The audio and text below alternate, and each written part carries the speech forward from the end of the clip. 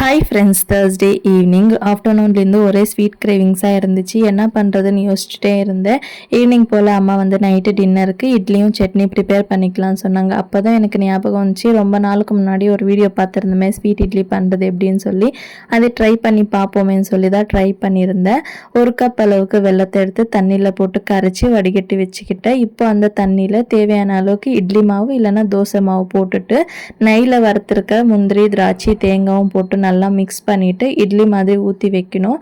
So தங்கச்சி என்ன சொன்னான்னா, இட்லி மாதிரி ஊற்றி வச்சா நல்லா இருக்காது, நம்ம பணியாரம் மாதிரி நிறைய நெய் போட்டு பண்ணலான்னு சொன்னால், சரி அப்படியே பண்ணுவோம்னு சொல்லி ட்ரை பண்ணியிருந்தோம். பட் டேஸ்ட் வந்து ரொம்ப சூப்பராக இருந்துச்சு. வெளியே கிறிஸ்பியாக உள்ள சாஃப்டாக, சாப்பிடவே அவ்வளோ அழகாக இருந்துச்சு. இட்லி மாதிரி ஊற்றியும் வச்சுருந்தோம். பட் அது சாப்பிட்றதுக்கு எங்களுக்கு அவ்வளோவா பிடிக்கல.